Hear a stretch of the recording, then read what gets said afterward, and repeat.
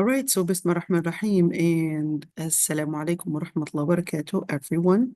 So, inshallah, right now we're going to be starting with, well, not starting, continuing, I should say, continuing with our fiqh of worship.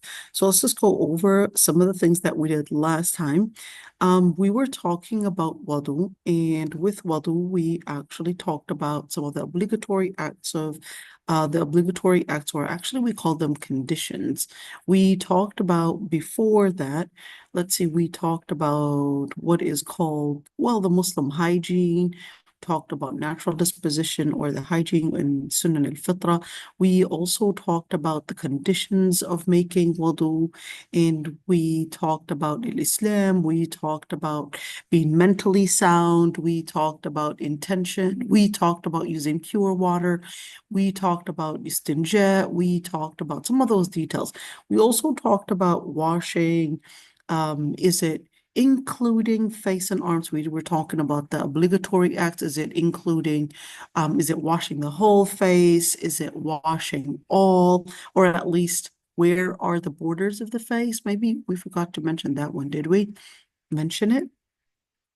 We actually, I think we focused on the part of washing the whole face. We focused on the mouth and the nose, but not necessarily the whole face, and the borders of the face. So let me just maybe just talk about this for a bit. So when we're speaking about the borders of the face, we're speaking about the lining of the hair, so where your hair starts off at the top. So maybe we could get a border of the face, right? Let's do it right there, and we'll say border face, maybe. Let's see if we can get something. Okay, well, that's not what I was looking for. Hudud al-wajh, let's say it that way. We could do it in Arabic. Okay, here we go. So that would be right there.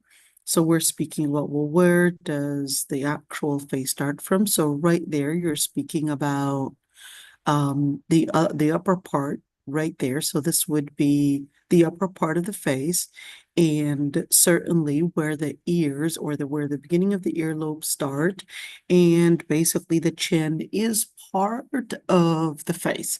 So let's say that again. We're speaking about the chin is part of the face. All of this is basically to be washed for wudu. All of this is to be washed for wudu, and therefore missing out or just washing this area would not be a valid wudu. Okay, so that was one thing. But then we had differences of opinions between scholars on whether the nostrils and the mouth were included in the wudu or not. So we talked about that piece of it. We also talked about the forearms, so the whole arm, and was the elbow included or not? Wiping over the head, was the whole head included? Was it wiping 1/4 of it? Was it wiping 1/3? Was it wiping the whole head? What about if I had long hair? We're not speaking about the hair, we're talking about the head. Washing the feet, are we including the ankles? We did talk about the differences of opinions in regards to the ankles. Then we talked about the sequence, and we also talked about something called al-khuruj min al-khilafi awla. We talked about al-khuruj min al-khilafi awla, and we said whenever we have differences of opinions, we always want to stay away from the differences of opinions. Let's write that down, right? Al-khuruj, al-khuruj, hold on, al-khuruj, sorry about that. Al-khuruj min al-khilafi awla. So we did talk about that one. We said whenever we have differences of opinions, staying away from the differences of opinions and staying on the safe side is always best. Al-khuruj min al-khilafi awla. And basically going into a certain sequence. What does it mean to go into a certain sequence? Are we talking about a sequence where we're doing, for example, head or face? No, it's hands, face, head, feet. What if I were to do the feet and the face and the hands, kind of like mix them up? Is this what al-muwala means? No, this is a tartib. This is in a certain order. Al-muwala would be that I'm doing, for example, my wudu, and that I don't get myself pacified with anything in between. That's al-muwala. And the best way to understand this is that if, for example, you started washing your face, then let's say your phone started ringing. You went and answered your phone, and while you were busy talking on the phone, you kind of got busy, and while you were talking on the phone, that basically um, let some of, well, at least you only started with your face, but your face was already starting to dry. If your face was already starting to dry, that means you would have to start over. Okay, so it's not just the face, but any area that you had washed, if not only that limb, but if you're already starting to dry off, that means your sequence been broken and you have to start off. What if I use the towel to dry it off? What if I'm somebody that has eczema, and if I start my wudu, I have to dry every limb before moving on? That's a medical reason. And if that helps you and it's something that is necessary, and does it have to be a doctor's prescription? No.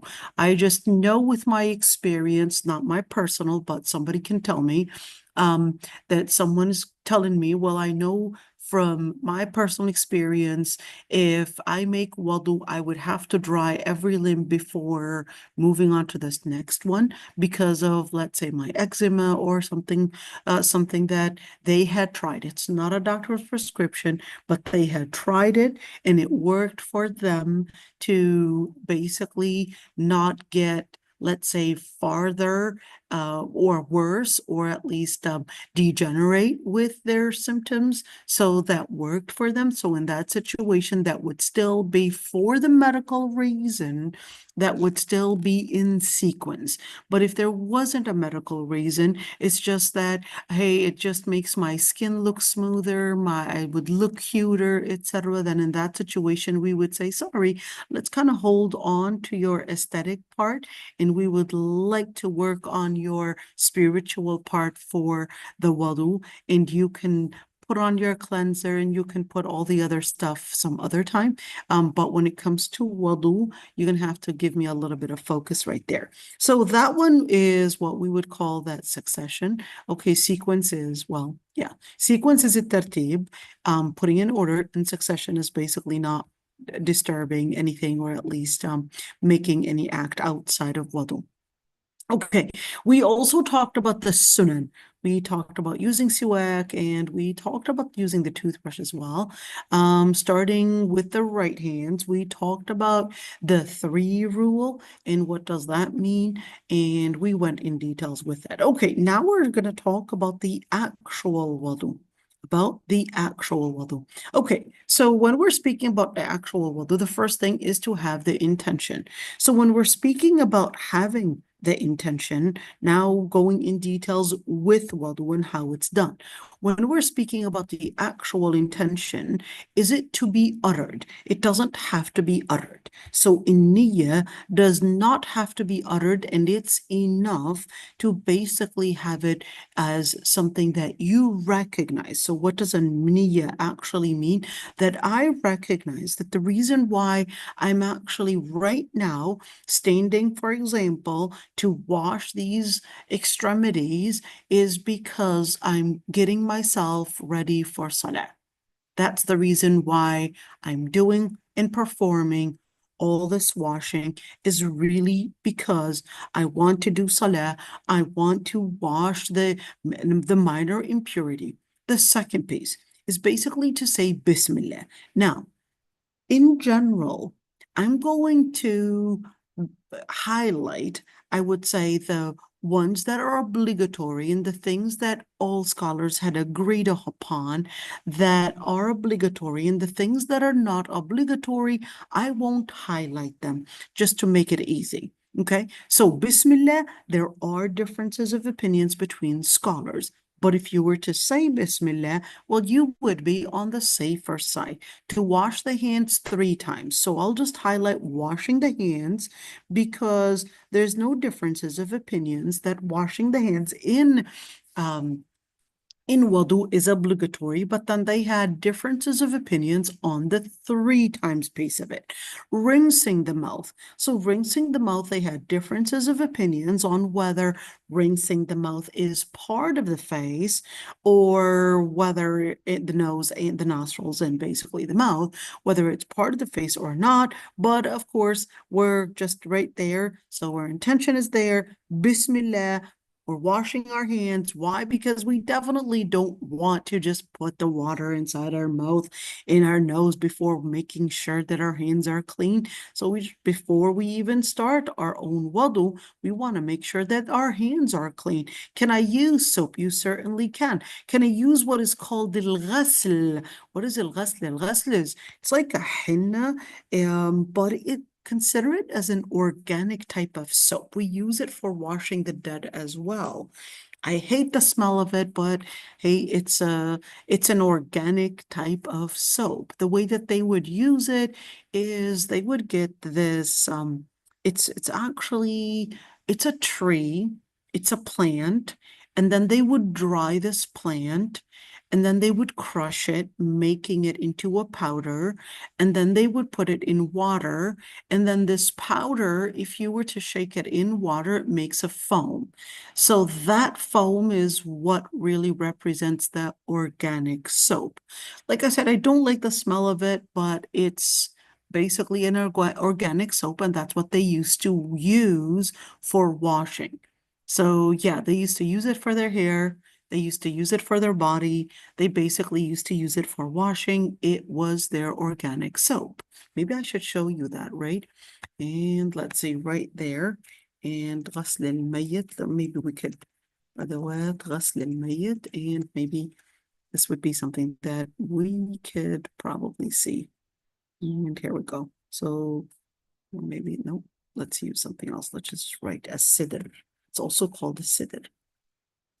Here we go. So this is the plant. Okay, this is the plant. I know it kind of looks like bay leaves, right? Looks like bay leaves. And that's what they used to use. And let's see, السدر and filmet. Let's do it that way and see what it looks like. So here we go. They would crush it. Here it is. They would crush it. And then sometimes they would even use a sidr and blend it with honey and start making kind of like face masks and things for their hair. And those were their, I guess their beautification methods. Here we go. So yeah, they would even drink it, believe it or not. I absolutely hate the smell, but that's what they would use. So sidr, they would sometimes mix it with honey, mix it with water, and that was basically their, let's see how I can also sidr filme. And what is foam in Arabic? Rahwa. There we go. So here we go. Okay, well, here we go. So it would basically get some kind of a, still something that appears like that.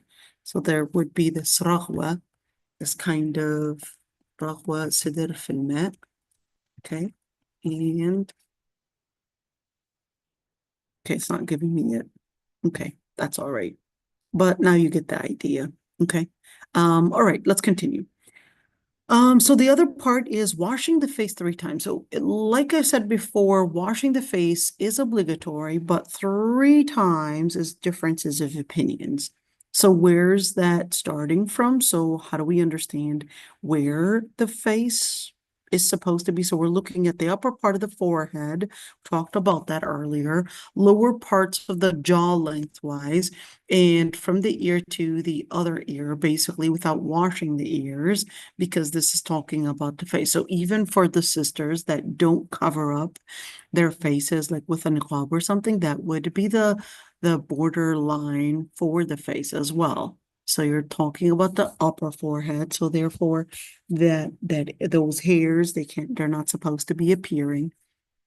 And the ears and whatever earrings you have on there, those are not supposed to be appearing. Your jaw and all of that, you want to get it closer up. Okay, so that's basically what would be considered as the face. Okay, washing the hands up to the elbows. So that would be obligatory.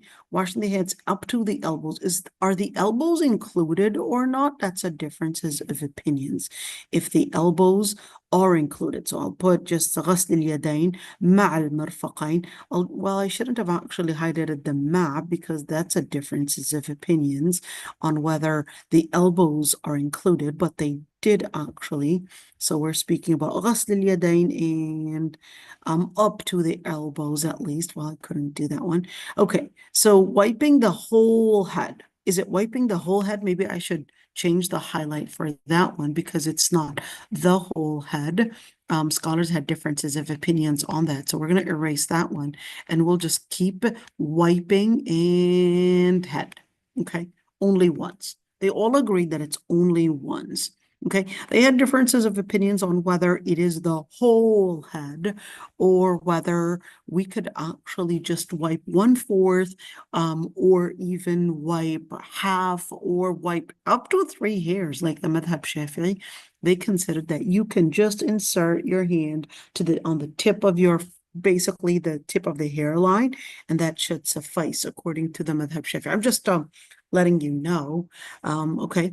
Washing the feet 3 times. Well, washing the feet is obligatory. 3 times is a difference of opinions. Now, is it including the ankles? So let's say the ankles, up to the ankles, that's obligatory, but then they had differences of opinions on whether it is including the ankles or not, whether the ankles were included or not. Okay. After finishing, and of course, certainly after washing, the way that I would usually do it for new Muslims is that I would say, get your intentions in place, wash face, hands, head, feet. And that's the same way I train young children as well. Wash face, hands, head, feet, because that's basically what the ayah was telling us that was obligatory. يا أيها الذين آمنوا إذا قمتم إلى الصلاة فاغسلوا وجوهكم أيديكم إلى المرافق وامسحوا برؤوسكم وأرجلكم إلى الكعبين. Okay, so that would be the obligatory parts of it. All the others are basically sunan. They're basically sunan, whether we're speaking about 3 times, whether we're speaking about nose and mouth. Those are differences of opinions between scholars, okay? Okay, let's see. So after we finish our wudu, what do we do? Well, the Prophet ﷺ had said, إِذَا أَمَرْتُكُمْ بِأَمْرٍ فَأْتُوا مِنْهُ مَا اسْتَطَعْتُمْ. Whatever I ordered you to do as much as you can. Okay, as much as you can. So what happens if I'm not capable of reaching out to probably my feet? Well, if you're not capable of reaching out to your feet and washing them, are you capable of probably getting a bucket of water and dipping your feet in a bucket of water, for example? Yes, I can. Okay, well, that's good news. What if she cannot because she has an issue of probably her feet touching water? She's got a lot of bruises or probably a lot of cuts.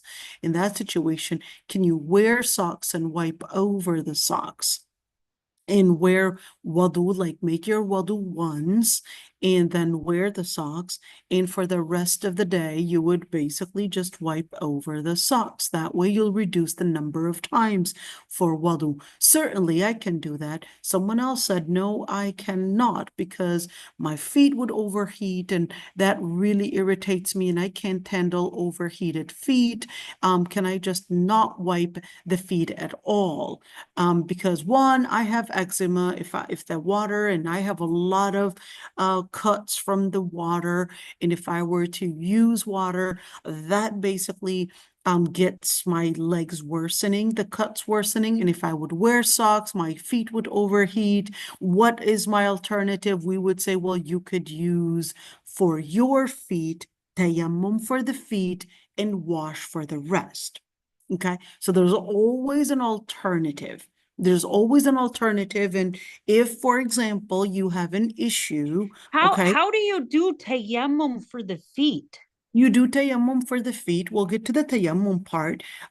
So really simple, just like you would do the tayammum for the rest of the body, you would just do tayammum for the feet. So all you need to do is basically get some, it doesn't have to be a lot. So we'll say like like a tablespoon of soil, put it on, let's say, the table, or put it wherever you are comfortable with, strike your hands with it, and wipe your face once, and then strike your hand against those pieces of soil, or even if it's a rock, you could even get a rock and kind of use it like as if you were using like a soap, and then wipe your feet.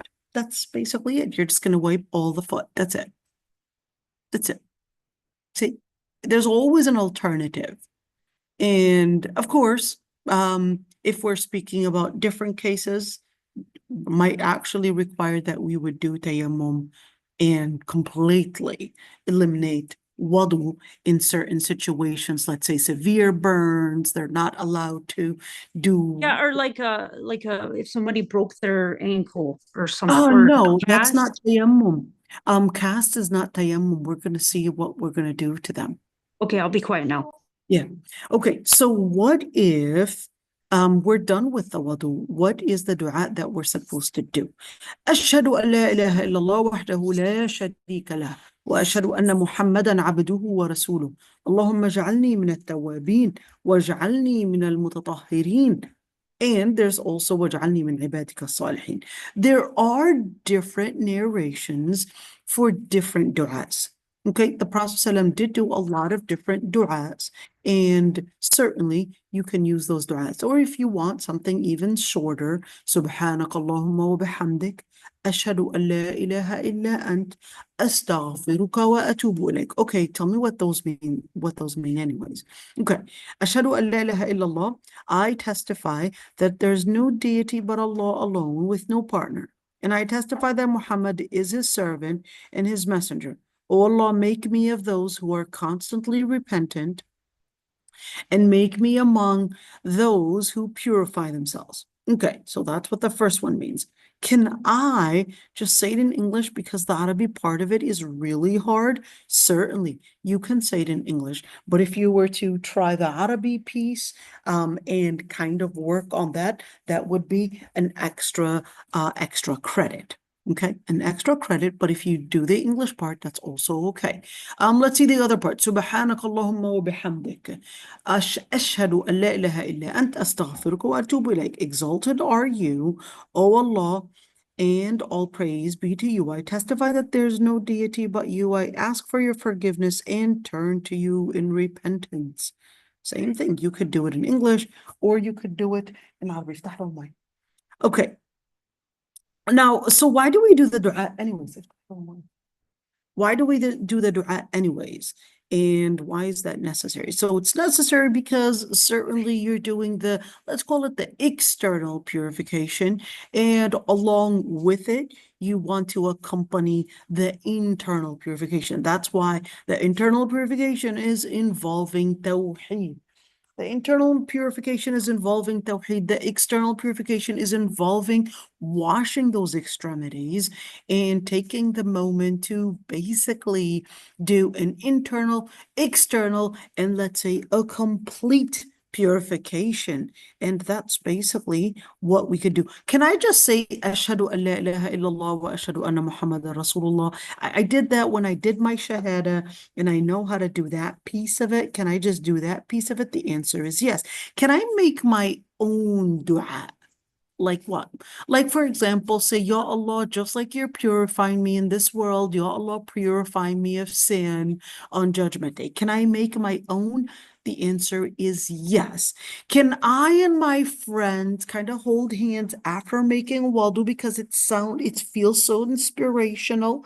Hold our hands together after making all that wudu and closing our eyes together and just taking a moment to just thank Allah subhanahu wa ta'ala together for letting us do wudu together. It's so inspirational. We were on this retreat. Can we do that? The answer is no. Well, why not? Because the Prophet ﷺ and the Sahaba didn't do it. So we can do it. We can start something nice. Well, the Prophet ﷺ had said in the hadith, in terms of bid'ah, the Prophet ﷺ said, كل بدعة ضلالة وكل ضلالة في النار. Any innovation is a dalala, is a deviation, and every deviation is basically ending in hellfire. How is that a deviation? I'm just trying to do something nice. We're just saying something good. How is that a deviation? How is that an innovation? Okay, fair enough. Every ritual, if you're doing a ritual, what is a ritual? Well, a ritual is a form of, let's call it spirituality, some form of a habit or an action that you are doing in order to get closer to Allah subhanahu wa ta'ala. That's what it means to be in worship. If that worship, okay, was not done by the Prophet ﷺ, that would be considered an innovation. Okay, so for a worship to be accepted, which is any action that you would do for the sake of getting closer to Allah Almighty / spiritual, then it would have to be tawqifi. It would have to be based on the text. It would have to be based on the Sunnah. It would have to be tracing back to the Prophet ﷺ, because al-ibadah is ittiba' and not ibtida'. Okay, what are you saying now? It kind of sounded like the same word. Okay, ittiba' and not ibtida'. Okay, and that means, so ittiba' actually means to be committed and basically following the Prophet ﷺ's way of doing worship, and not something that we would do ibtida'. Ibtida' would be innovation. Okay, so it is the ittiba' and not ibtida'. So, oops, sorry. Ittiba' is following and ibtida' is innovating. Look at, they kind of sound the same, don't they? So ittiba' is what we're supposed to be doing. Ibtida' is what we're not supposed to be doing. Ittiba' is following. Ibtida' is innovating. Okay, let's see. But so why is it that making the dua, for example, Ya Allah, just like you're going to purify me in this dunya, Ya Allah, purify me in the akhirah. Why didn't you call that a bid'ah? I mean, it was a way you're making a dua. So in general, a dua does not have to be ma'thur. Wait a minute. So what is that word again? Ma'thur. And that means, ma'thur means it was basically mentioned by the Prophet ﷺ. Okay, mentioned by the Prophet ﷺ, mentioned by the Prophet ﷺ. That would be ma'thur. So does every dua have to be ma'thur? The answer is no. Even during your salah, you can make your own dua. Okay, in your own language, in Urdu, Swahili, whatever language, you certainly can make your own dua. Even if it's after, for example, al-Salat al-Ibrahimiyya and al-Tahiyyat, the answer is yes, you can make a dua. Does it have to be ma'thur? The answer is no, but just on the side, there are differences of opinions between scholars if it is within salah, whether it has to be ma'thur, that is those types of du'as that were mentioned by the Prophet ﷺ, or not. Okay, and the reason why they had differences of opinions is because the Prophet ﷺ had mentioned that you can do the dua of your like. So some scholars understood of your like to basically mean that it's not ma'thur, and other scholars understood meaning selected from the ma'thur. It's just interesting how they could actually have differences of opinions on something that may in English sound like it's so obvious. Why would you make a differences of opinions? Noura, what did you want to say, dear? Yeah, I just wanted, because you had mentioned before that you're not supposed to have laghu beyond I can't remember how much of words or something you had said a long time ago. But how does that, you know what I mean? Fair enough.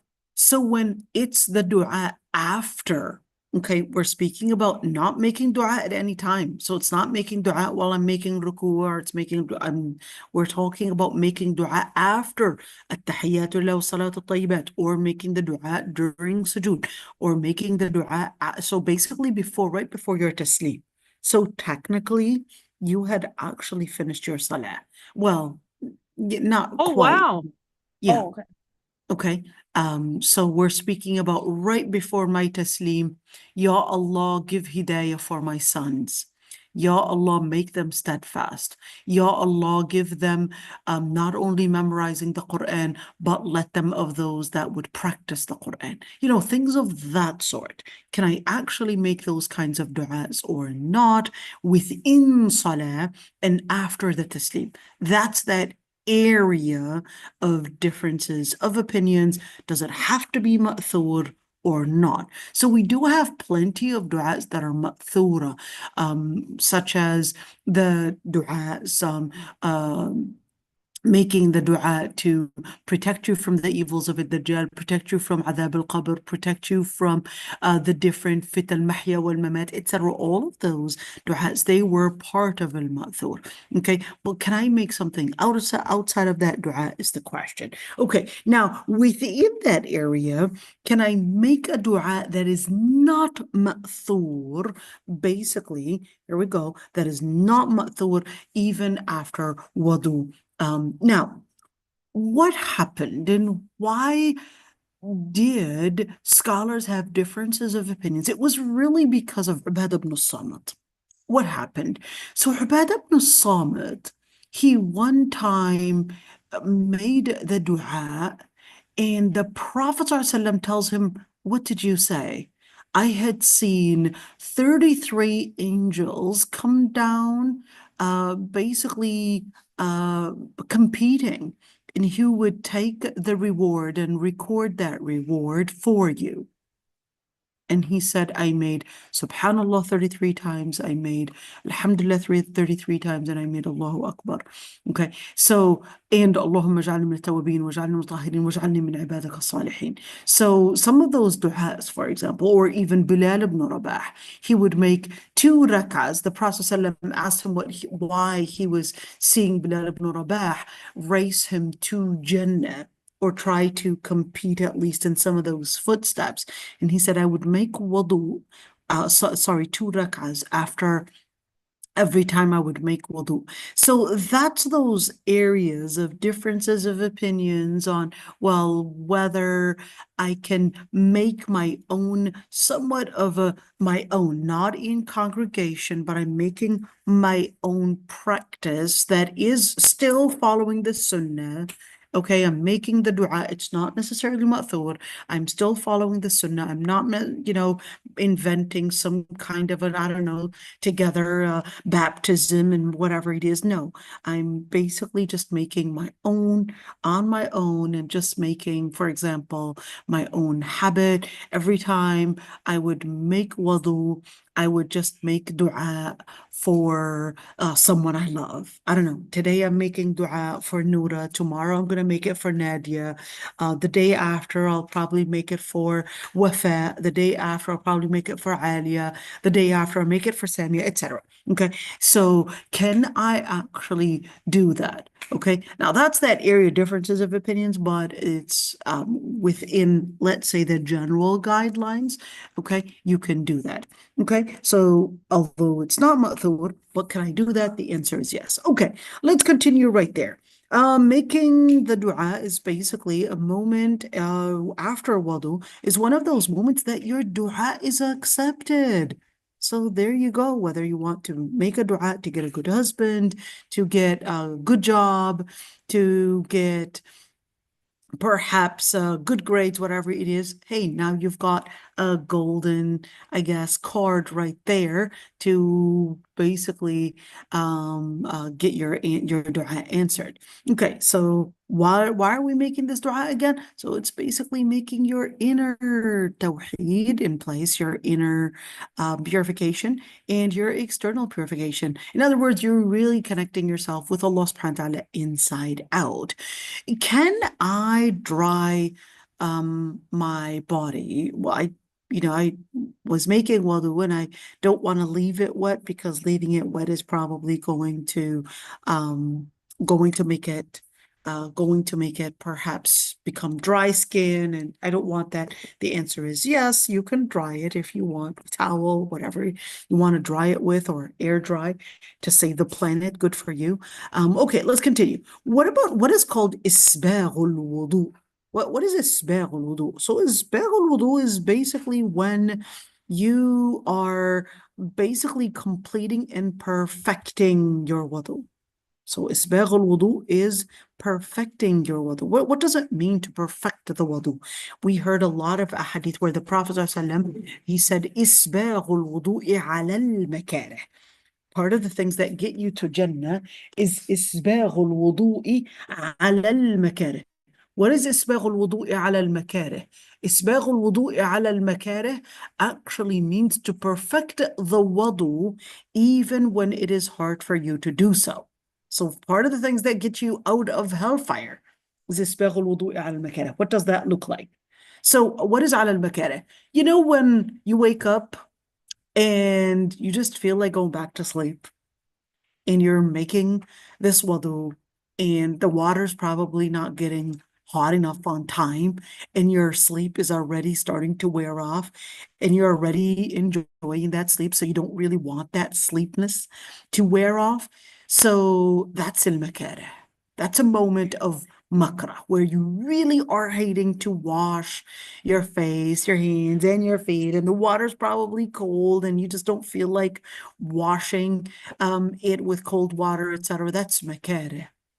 Or, for example, you don't feel like, taking your foot up to the sink and washing your feet. So, yeah, it'll probably fool mama, and they'll just wash, or probably just put water on the upper side of the feet. That way I could just manipulate mom that I was washing the feet, because I don't want to be basically active enough and not lazy, and basically put my foot up. And so, yeah, that would be mekere. That's some time where you're probably just hating it, but isbaghul wudu'i ala al-makarih, perfecting the wudu, when a person is not wanting or feeling that they want to do this wudu, they're just hating it. That's basically those moments that your wudu is an extra pointer. It's an extra pointer. It's an extra credit wudu. So person A, they're actually enjoying what their wudu. Person B is having a hard time making wudu. Person B, because they still did their own jihad. They did their jihad, and when they did their jihad, they basically got an extra credit, an extra pointer. So yeah, encourage your kids and tell them the harder it is, the more points and credits you would get. Okay, let's see. I So kind what of have the opposite problem with my kids. They just make a mess all over with the water. Oh dear. So we're gonna get to that making the mess with water, because the Prophet ﷺ naha anil israfi fil ma. The Prophet ﷺ had forbid that we would wander, or at least just be too easy on water, and not necessarily make and just use the water that is needed. So the Prophet ﷺ naha anil israfi fil ma. The Prophet ﷺ had forbid that we would wander with water, or basically just overuse water. You just need to use the amount. And certainly, if you want the extra credit, clean after yourself, because having someone to clean after you is basically going to be considered as not being a proper Muslim. Cleaning after yourself and not needing people to clean after you is giving you the honor as well. Yeah, I mean, you look at cats, you look at a lot of animals, they would clean after themselves, whether when they use the toilet, or whether they're using different things, they would clean after themselves, even if it's just throwing a couple pieces of rocks or throwing a couple pieces of soil over their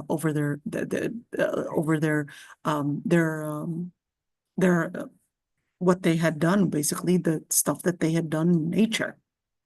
And that's something to learn. I mean, if animals are doing that, same thing with human beings, teaching the kids when you use the toilet, no one needs to see whatever you had wiped with. That's supposed to be hidden. Whenever, and for girls, all that mess, no one needs to see it. Cover it with something. You don't have to use all the toilet paper because you don't want to get into wasting toilet paper, but at least just use, hey, you got the panties, you got that extra stuff for the following panty, use that basically to cover it. Those pads and those things, that the plastic things, the liners and whatever it is, no one needs to see it. No one needs to see it. Even if mom is not going to check on you, you have to always give yourself the honor as well. You don't want to see it. It's disgusting. Just like other people shouldn't be seeing that. Same thing if we're talking about making wudu. Clean the area after yourself.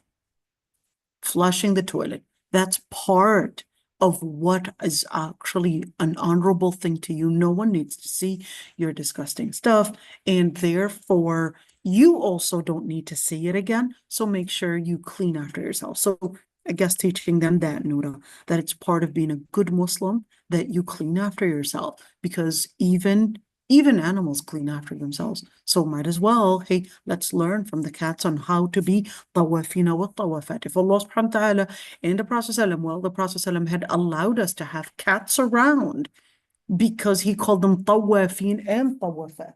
He called them tawafin and tawafat, meaning they are clean. And we would see those cats, they're always constantly, they would clean themselves, even if it means licking themselves. Well, I'm not asking you to lick yourself by all means, but hey, we've got the water, we're capable of opening the tap to clean ourselves. So, okay, let's see. The Prophet ﷺ, had seen, let's go for this hadith. رأى رسول الله صلى الله عليه وسلم رجلا ترك موضع ظفر على قدمه فقال له ارجع فأحسن وضوءك. Let's look at this one. Maybe we can, Noura, here's the hadith that you were asking about. Okay. Let's see, right there. Why are you wasting all this water? He said, is there wastefulness even in performing ablution? The Prophet ﷺ said, yes, even if you were performing it from a river of running water. So here's that other hadith. So then in that situation, just keep it, I guess, keep it to remind them of that. Okay, let's see. What if, I mean, yeah, I was making wudu, but then there's this little area that I could see that it was not touched by water. So the Prophet ﷺ had seen a man leave mawdi'a dhufr. So basically, the amount of a nail, just the amount of a nail not washed. The Prophet ﷺ tells him, go back and repeat your wudu. Go back and repeat or perfect your wudu. Now, this is important to keep in mind, because if the Prophet ﷺ had seen in this man only an amount of one nail not washed, and he asked him to go back and redo the wudu, how is it with the so-called halal nail polish? That's going to be definitely 10 nails, and who knows if they're doing their toenails as well. Okay, so then in that situation, there's, just think of it right there. If we're having the water not penetrate all the fingernails, all the body, then in that situation, this would be within this hadith, وَيْلٌ لِلْأَعْقَابِ مِنَ النَّارِ. What is وَيْلٌ لِلْأَعْقَابِ مِنَ النَّارِ?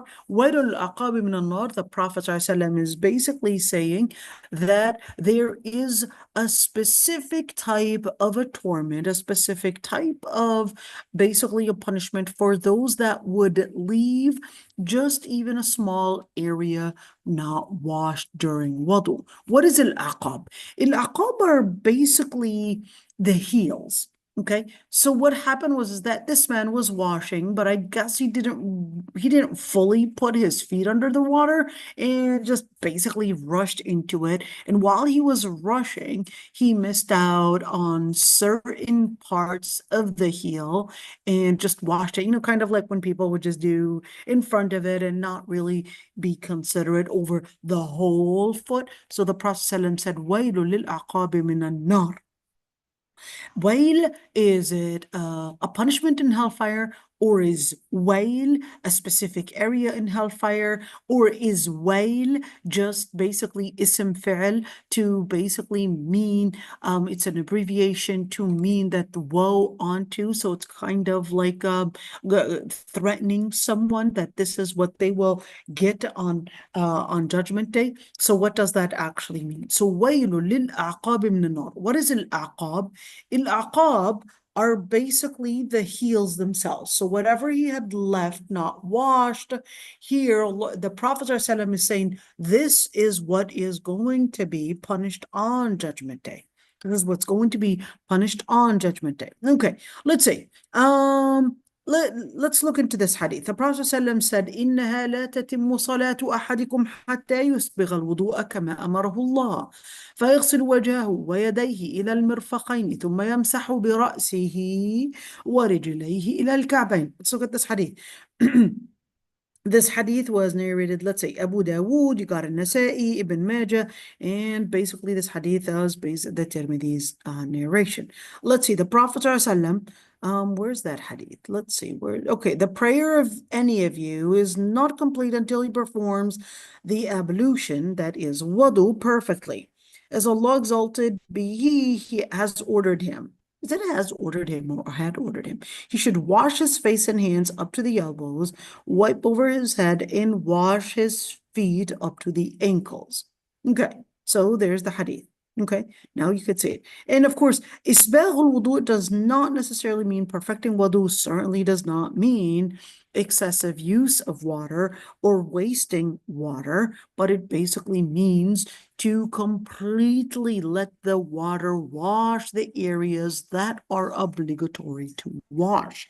Let's see, the Prophet ﷺ, look at this, maybe Noura, that would help to show them the evidence for this. The Prophet ﷺ, كَانَ يَتَوَضَّأُ بِالْمُدِّ. The Prophet ﷺ would wash or make wudu bil-mud. Il-mud is about, approximately 650 grams. So we're looking at about a couple ounces of water, just a couple ounces of water. And he would wash the sa'. A sa' is about 3 liters of water. Okay. How much, maybe you could help me and ask ChatGPT what that looks like in gallons, Noura. Can you do that for me? See saw in gallons, right? Maybe you could see that. Saw in gallons, okay? Saw in gallons, okay? We're going to see that really quick. So saw in gallons is, in gallons, it converts to 0.79 gallons, okay? US gallons, okay? So 0.79 US gallons is a saw. Okay, let's see al-mud. Okay, we're going to do al-mud in gallons or in ounces. Okay, it is in ounces, 22 ounces. 1 mud is 22 ounces, 22 to 27 ounces. So we're talking about those bottles of water are 12. And if we were to have 2 bottles of water, that's 24. Okay, so approximately 2 bottles of water is what he would use for making wudu. And for making ghusl, 0.79 gallons. So kind of like that gallon of milk. Okay, we're speaking about a little, well, 2/3 of it almost. Wow, that's not a lot of water. It's definitely not a lot. Okay, let's see. The Prophet ﷺ naha عن الإسراف في الماء. He had forbid wasting money. And he saw a man basically just doing that while doing, he said, what is all this wasting water for? And he said, Is there such a thing as even wasting water when we're doing wudu? You know, it's kind of like, hey, it's all barakah right there on the floor. What are you talking about? And then he said, yes, there is. Even if you were on a flowing river, don't excessively use such water. Okay, let's continue right there. There is the person that that uses wudu. There's a special shaitan for wudu. Wait, a special shaitan for wudu. I thought wudu is a good thing. Let's say this hadith. إن للوضوء شيطانا يقال له الولهان فاتقوا وسواس الماء. What does that mean? There's a demon of ablution called al-walhan. So be on your guard against the insinuation in ablution. So what does that mean? When a person is going through some kind of like an OCD type of thing, and maybe I didn't wash enough, and they'll put more and more and more. Maybe I need to do more, and so forth. Maybe I need to do this. And that would be al-walhan, that shaitan, that's basically spewing all that paranoia in the person. Or maybe, hey, you probably passed wind, and that would be al-walhan playing games on you. Okay, so what should I do in that situation when I get such a paranoia?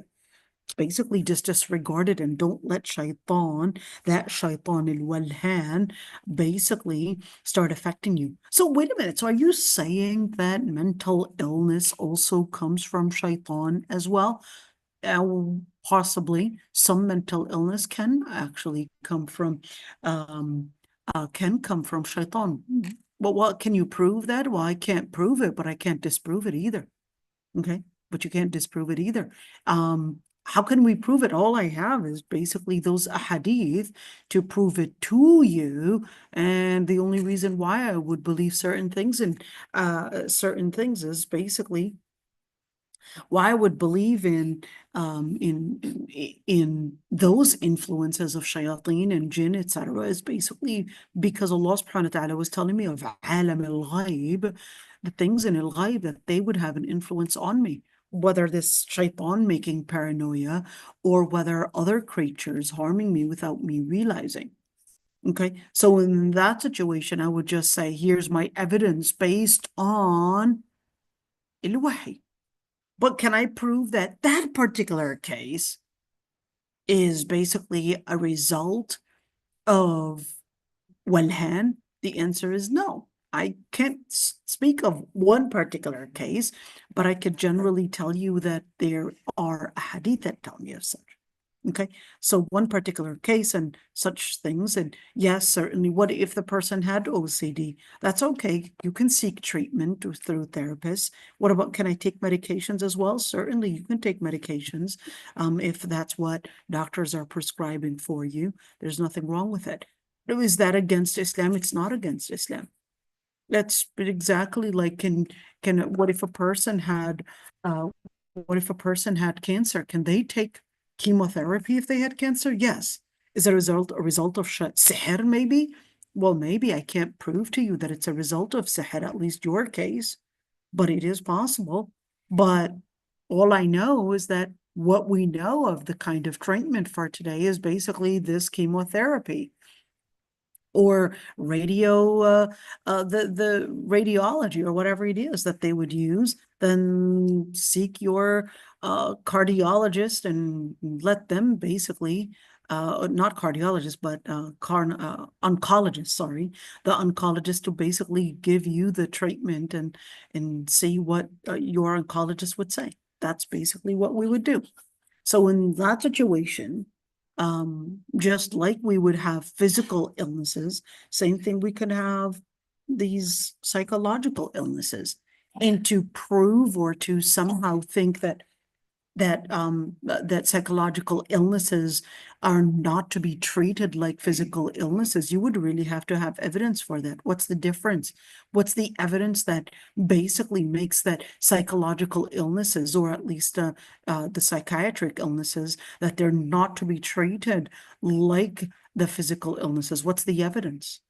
We don't really have any evidence. So we could definitely say psychiatrist, just like we would say different oncologist, cardiologist, dermatologist, whatever it is, and just like we would say medical doctor, same thing. Okay, let's see. What about when we're speaking about different kinds? When we're speaking about different kinds of or different reasons for being and doing our tahara right. Let's say number one is al-khawf. Sometimes you could have some people that are in fear of being excessive in their ibadah. Okay, so in that situation, if somebody, and we're starting to see that very often, people having the paranoia, maybe I'm doing my Islam wrong, maybe I'm doing my wudu wrong, maybe do what you know, work on getting your ilm to make sure that you're doing this right, and move from there. But don't get into this paranoia. What if? The second that this what if gets into you, then in that situation, this is a type of paranoia that Islam is going to tell you, don't let shaitan overcome you. You're fine. Do your best. اتقوا الله ما استطعتم. اتقوا الله ما استطعتم is that key. Do your best and what you know and take it from there. Don't let that paranoia overcome you and just move on. Okay, so that's still waswas, taking it from there, just making sure that just do your homework in seeking the ilm.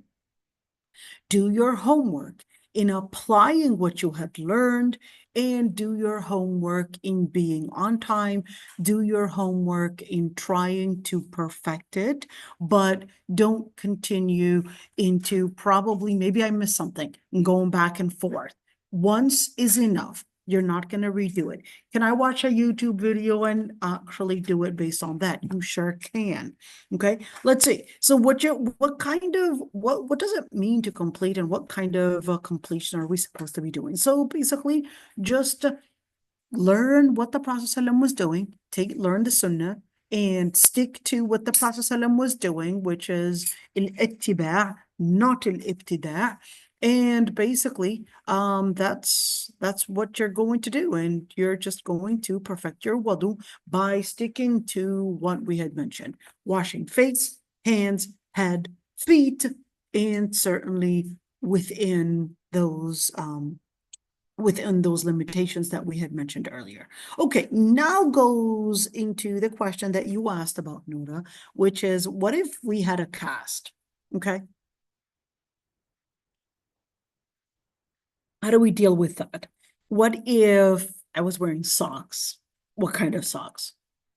And yeah, so that's basically discussing the area of al-khuf and something called al-jabira. Wait, what is the other word that you just said? Let's write it down. Okay, write that down. So we're speaking about al-khuf, and the other one is al-jabira. What's the difference? Al-khuf would basically, maybe we could show you that, right? Good, let's see, al-khuf right there. And here we go. This is what the khuf really looks like. This one right here. Let's look at it, right? So I know it kind of looks weird a little bit. So what does it do? So they used to wear something like that. I'm sure, I don't think they had a zipper, but they used to use something to close it, okay? Most likely they would tie it, okay? And these things are sold online as well.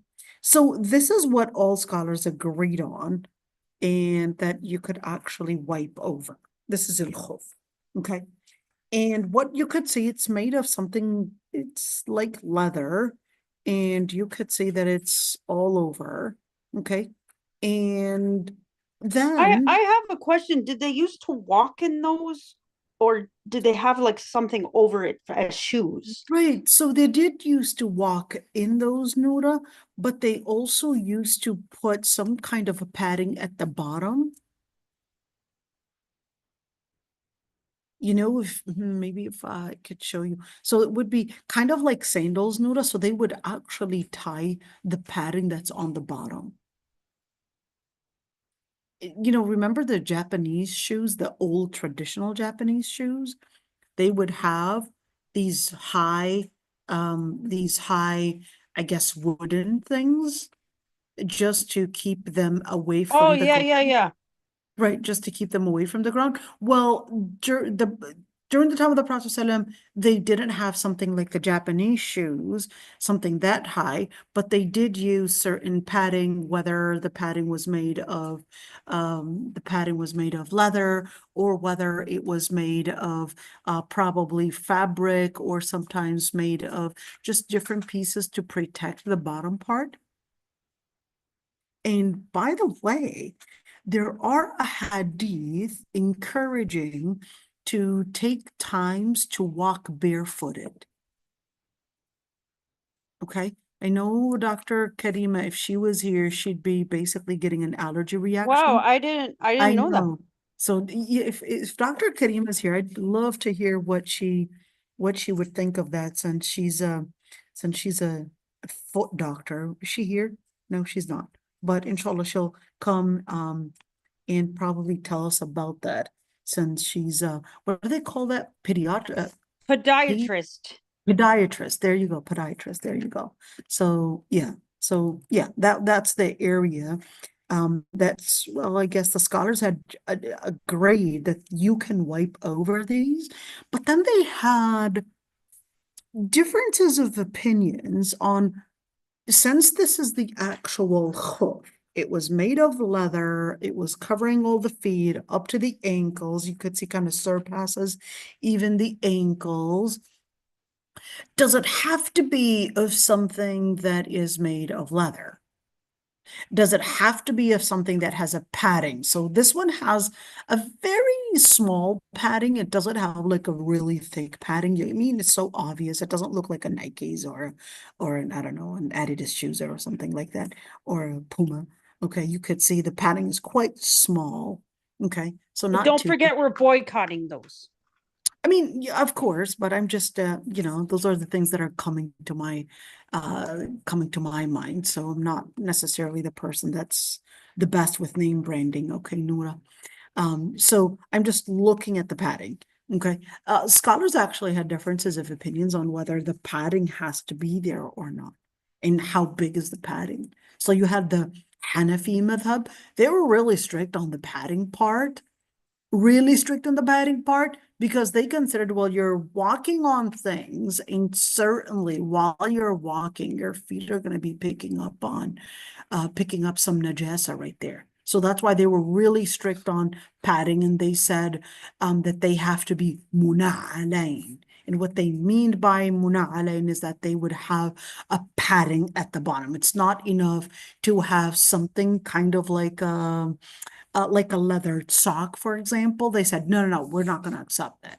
For the Hanafis, no, even if it's a leather sock. So let's assume that this was like a leather sock, but without the padding. For the Hanafis, they would say, no, we're not going to accept that. Even if it's a leathered one, they said, if you take out the padding at the bottom, that's it. This is not a hoof anymore. For the other scholars, they considered as long as it doesn't let water penetrate, that should suffice.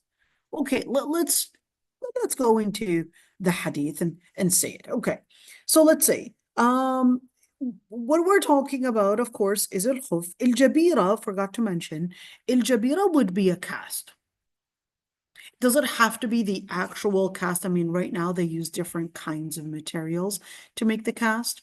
Does it have to be an actual cast made of that material, or can the cast be something that, let's call it homemade cast? The person, yeah, we were I guess camping, and the person basically hurt their leg, and then we managed to make our own cast. We got, I don't know, a piece of wood, made sure that it doesn't have anything pointy on it, just basically fastened that leg to make sure that the fracture doesn't get worse, and we basically just made our own homemade cast on it.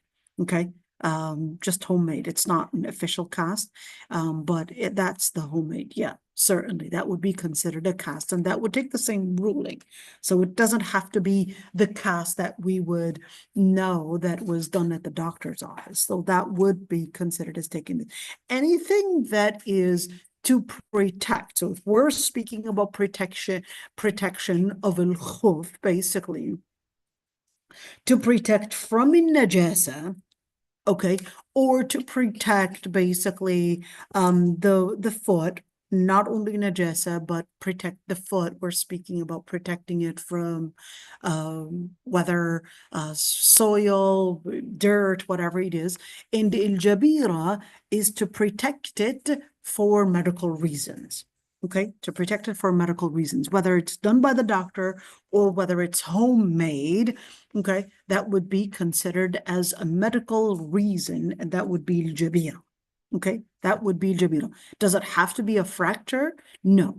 It can be a jabira made because of a severe bleeding cut, okay, or perhaps because there are, I don't know, a dry foot. That would take the ruling of al-jabira. That would be al-jabira. Al-jabira is for medical reasons. Al-khuf is basically for, just wanting to dress up. Can be for dress up, can be for protection, can be for just basically for me to walk with, or can be, hey, I'm just using because I don't like washing my feet all the time. That's okay. That's okay too. Okay, so let's see. And right there, he basically said al-khuf is basically wait a minute. So are we hold on, protecting? Okay, jabira is for protecting wounds like bandages, etc. And al-khuf is going to be something that protects the feet. Oh, wait a minute. What about now? Here's talking about turbans as well. Can we also use turbans? Yeah, we could use turbans, and we can actually wipe on turbans. Can I wipe on my hijab? We're going to get there. So really, can we actually wipe on our hijabs? Well, wait a minute. Can we make qiyas, an analogy? I know Asya likes the word qiyas. Can we use qiyas and wipe over our jabira, or our not our jabira, but wipe over, let's say, maybe something that we put on our hands for beautification and say, well, I basically wore them while they were on tahara, and they take the same ruling like al-khuf and al-jabira, so we're fine. Can we actually do that? We're going to get there in just a bit, inshallah. Okay, let's see. Let's start with all of this. Wiping al-khuf or socks. I want you to look at this one, because when you're speaking about khuf, we just showed you that, are al-jawrabain. What are al-jawrab? Al-jawrab is basically the socks. Are the socks taking the same ruling as al-khuf or not? Differences of opinions between scholars on whether socks take the same ruling as al-khuf or not. So what kind of socks are we talking about? Ankle top? Are we talking about what kind of socks? So we're talking about basically the thick socks, and we're speaking about socks that don't let the water penetrate into basically your feet. The water penetrating into your feet. Sorry, did I say socks penetrating into your feet? No. I mean, water penetrating into your feet. Okay, so that would be the sock that you could wipe on. Some scholars actually went farther and said it doesn't matter if it's that thick. It doesn't have to be extremely and extensively thick. Some scholars actually said as long as you had worn that sock on wudu. Let's actually make this little drawing, right? Let's do this drawing. Let's see. My horrible drawing, everybody demonstrating it. Here we go. This is the beautiful foot right there. Okay, now we've got the sock, and one, I wore it on wudu, and plus two, it's covering the ankle. Remember that little, well, I made it big on purpose so you could see it, so it could be obvious, but of course it's a lot smaller than that, the bone that's coming out from here. So that one has to be covered. Okay, so what about those socks that basically are up to here? You know, those low socks? Well, those socks would be less than the ankle, then therefore you can't wipe over those because they're less than the ankle. So the socks, for them to be considered as you can wipe over them, you would basically have to have it that it's not lower than the ankle, but it's actually covering the ankle. Okay, so let's keep that one in mind. And plus, you have to have worn it on wudu. Okay, let's just go into some of the details of what's the evidence of all of the stuff that you had said. Let's say, so the Prophet ﷺ, we know that there are ahadith that are mutawatira. Wait, you said that word before. So what is mutawatir again? Can you remind me of that? So mutawatir actually means a hadith that was narrated of a group of Sahaba. Well, a group of Sahaba basically heard it from the group, from the Prophet ﷺ, and then this group of Sahaba, they pass it on to another group of Sahaba or another group of Tabi'een, and then they pass it on to another group, and it becomes ما رواه جمع عن جمع عن جمع يستحيل تواطؤهم على الكذب عادة. Okay, so what that would mean is that you had a group of people narrated or to a group of people, and a group of people narrated to another group of people, and basically it was some of those ahadith. Just like we've got a couple of ahadith that basically had chains of narrations with extensive narrators, basically narrating the exact same thing. Just like the hadith, إنما الأعمال بالنيات. That's a hadith mutawatir. Or another hadith, من كذب علي عامدا متعمدا فليتبوأ مقعده من النار. Here's another hadith that is mutawatir. Okay, so now we could say that Al-Hasan had said 70 of the Prophet's companions had basically narrated the Prophet ﷺ wiped over his khuf with his wet hands. Okay, let's see, we've got over 70 Sahaba had mentioned. 70 Sahaba, that's a very large number, that they had actually seen the Prophet ﷺ wipe over al-khuf. In Nawawi, although the author is Hanbali madhab, but you could see he's quoting from in Nawawi. Why? Because in Nawawi is Shafi'i madhab, but it doesn't matter what madhab he's coming from. Let's see what he had quoted, said it. روى المسح على الخفين خلائق لا يحصون من الصحابة. That, of course, he had said, quote, the ones to have narrated that the Prophet ﷺ had wiped over the khuf were basically a large number that it would be basically impossible to probably even count the number of Sahaba that had mentioned that the Prophet ﷺ had wiped over the khuf. Okay, let's see. Imam Ahmad, now here goes Hanbali right there. ليس في نفسي من المسح شيء فيه 40 حديثا عن النبي صلى الله عليه وسلم. He had said, there's not a shadow of doubt in my mind concerning the legality of wiping over the khuf, as there are 40 hadiths of the Prophet ﷺ indicating its permissibility. Okay, let's see. Ibn al-Mubarak. Ibn al-Mubarak ليس في المسح على الخفين بين الصحابة اختلاف. هو جائز. Ibn al-Mubarak had stated there's no disagreement among the companions concerning the permissibility of wiping over the khuf. Okay, let's see. Ibn al-Mundhir. Ibn al-Mundhir was actually a Sahabi. He actually had his own madhab, believe it or not. You see, like the Maliki, Shafi'i, all of those. He basically had his madhab was closer to the Shafi'i madhab, but he had his own madhab. Okay, he said إجماع العلماء على جوازه. Ibn al-Mundhir was actually a scholar that هذه آخر مرة. Ibn al-Mundhir was actually a scholar that was known to have collected the ijma'. He just wanted to collect all the different things that there is ijma' on, that there is a unanimous agreement on.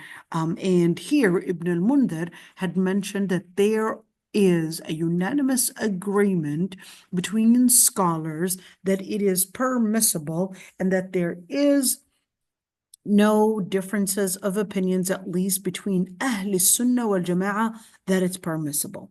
Okay, so حكم المسح على الخفين. What is the ruling? Well, it's generally permissible. Do you have to do it? No, you don't have to do it, but if you want to do it, it's basically something that is permissible. And certainly, basically taking rukhsa. I want to mention a hadith here. The Prophet ﷺ had mentioned, إن الله يحب أن تؤتى رخصه كما يحب أن تؤتى عزائم. Wait a minute, can you repeat that hadith again? Sure, it's not mentioned here, but I'll write it for you. إن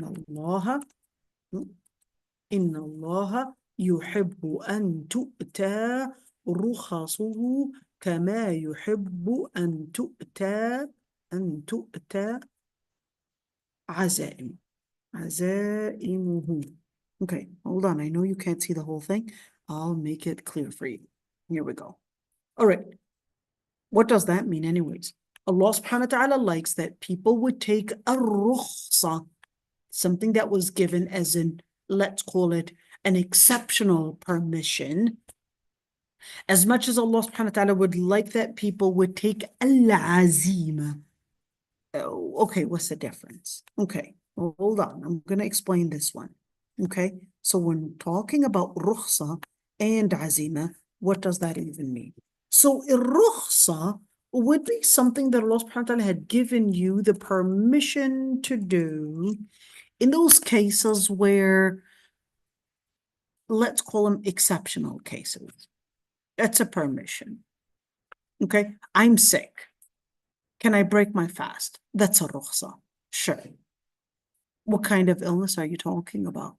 Well, I'm just basically having a flu. And I would like to break my fast because of the flu. And I need to take in fluids and probably eat, I don't know, chicken noodle soup or whatever it is. And it usually makes my flu go away faster. Of course, fluids come in and basically help you regain your power, etc. Can I break my fast? Yeah, that's a rukhsa. Do I need a doctor's prescription to break my fast? No, you don't.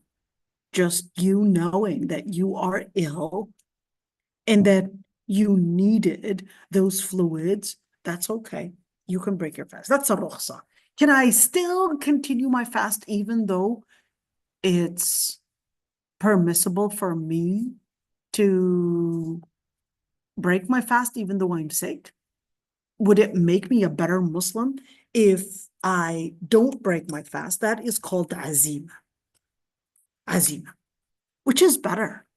Taking al-azima or taking rukhsa?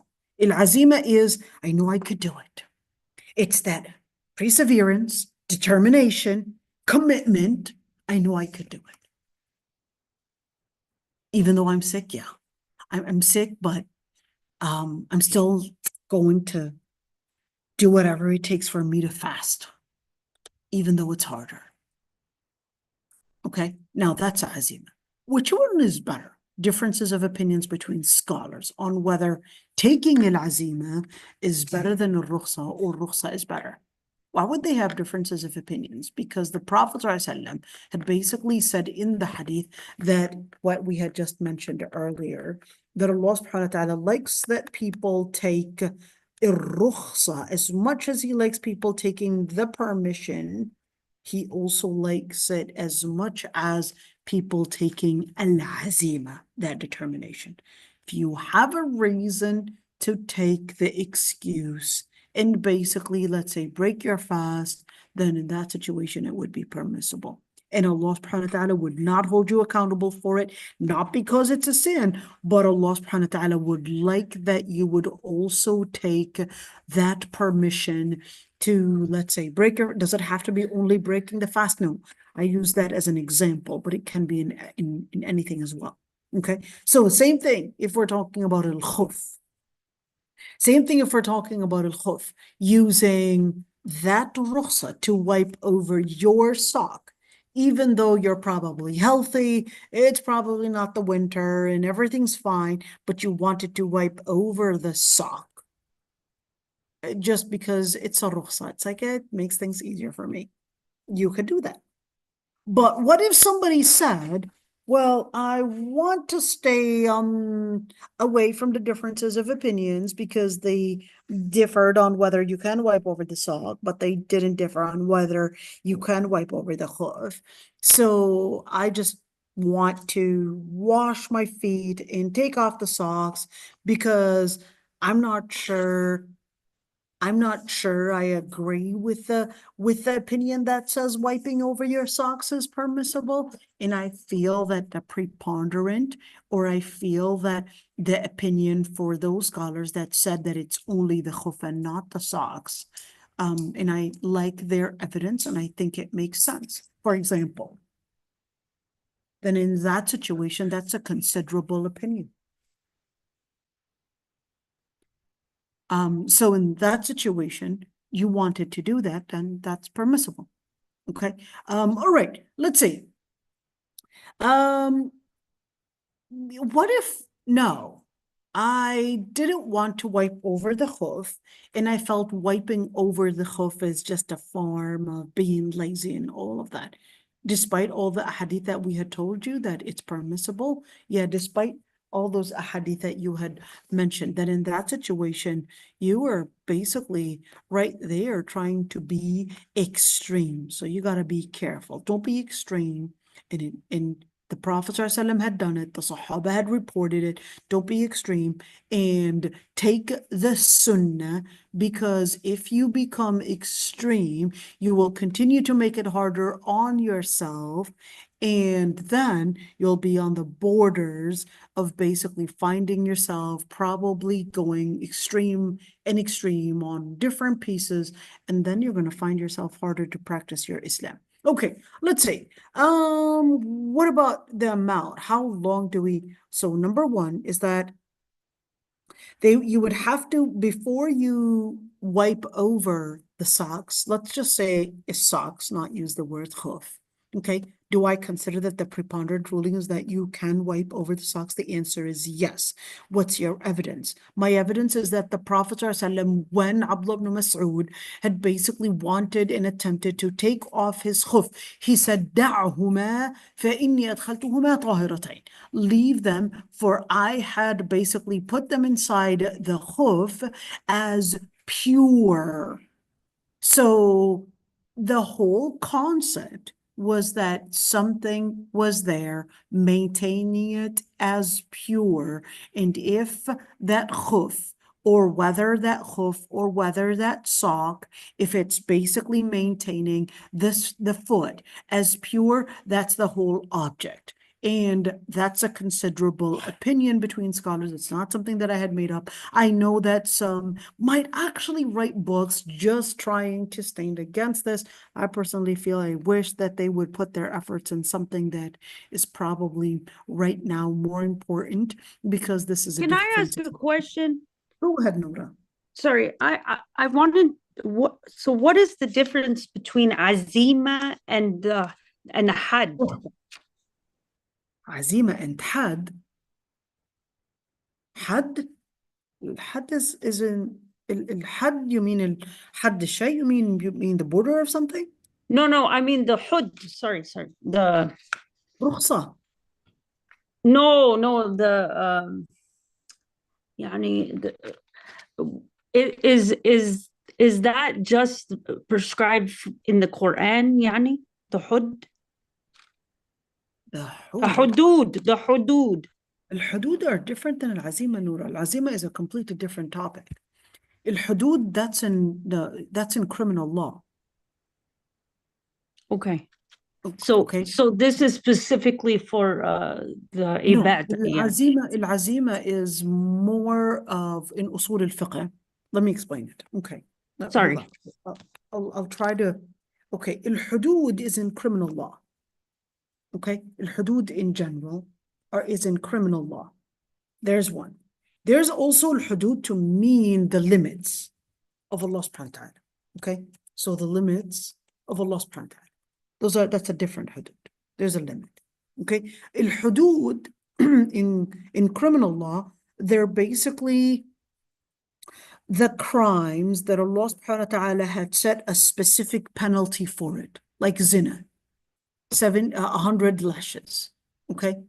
Let's say الحدود حد السرقة, stealing. There is a specific penalty for it.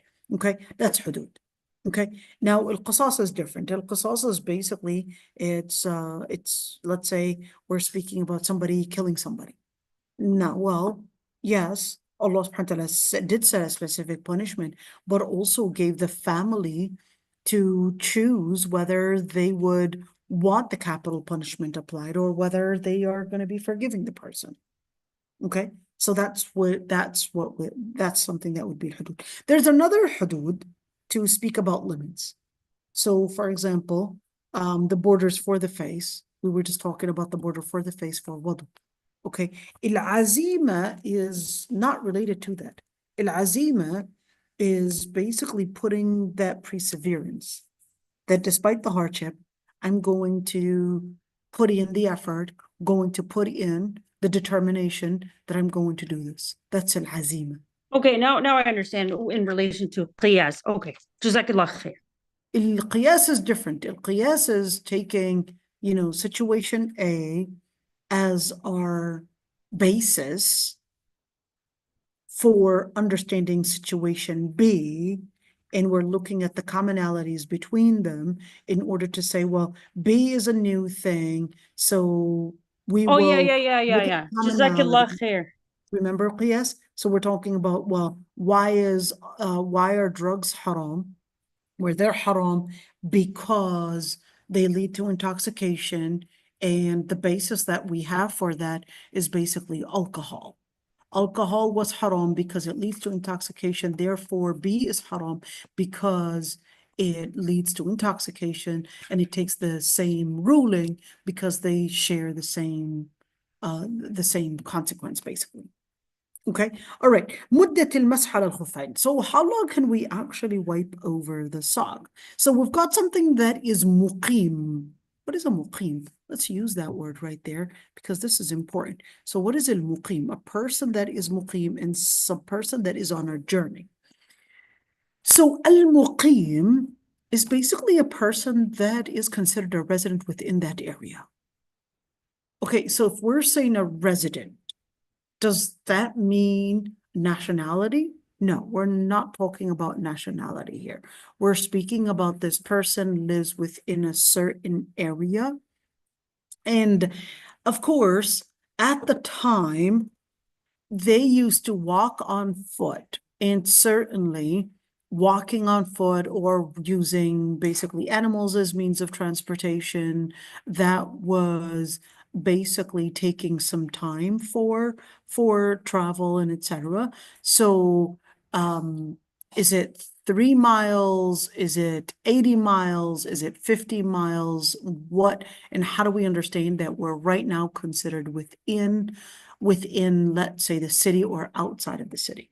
So the scholars actually had differences of opinions on the distance that would define travel. So some scholars actually said the distance that would define travel is 3 days and 3 nights. Some scholars actually said the distance that defines travel is that you're away from the city and its suburbs, basically. Away from the city and its suburbs, now you're away. Now you're not within that area. So if you're, let's say, Minneapolis, you go to Rochester.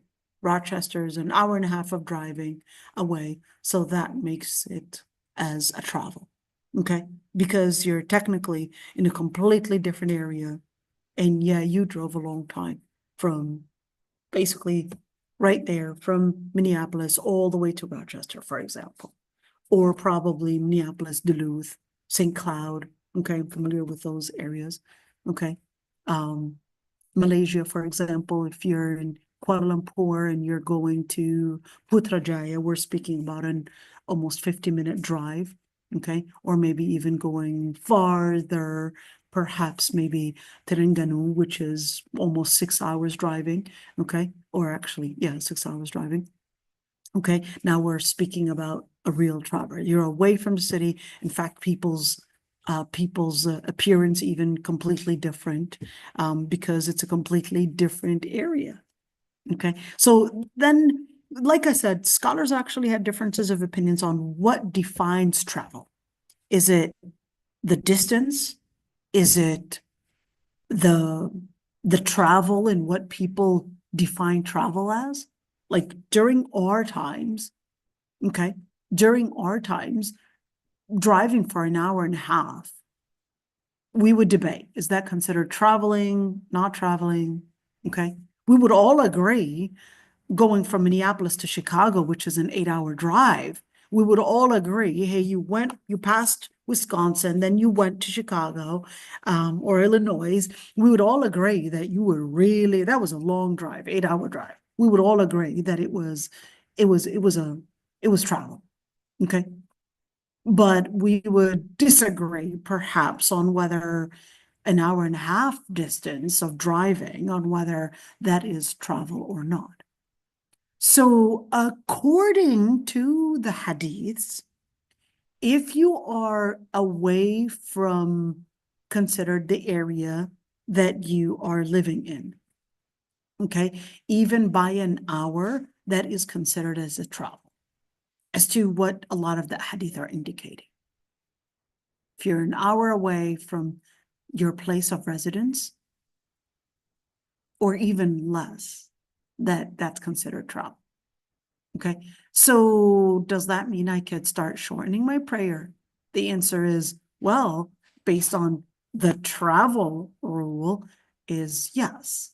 It's a travel rule. If you're away from the area of residence, then yes, you can shorten your prayer. We're speaking about the 4 rak'ah prayer, you can make it into 2. What about the khuf? How's that related to the khuf? For the khuf, if you're a resident, what is a resident? A resident meaning you're not traveling, okay? That's what a resident means. It doesn't mean what legal documents you've got, okay? That doesn't concern us, okay? What legal documents you've got, that doesn't concern us. A resident is a person, you've got a home, you call that home, that is your place of residence, that is basically your place of stay, okay? Then in that situation, you have officially become a resident of that area, okay? That's it.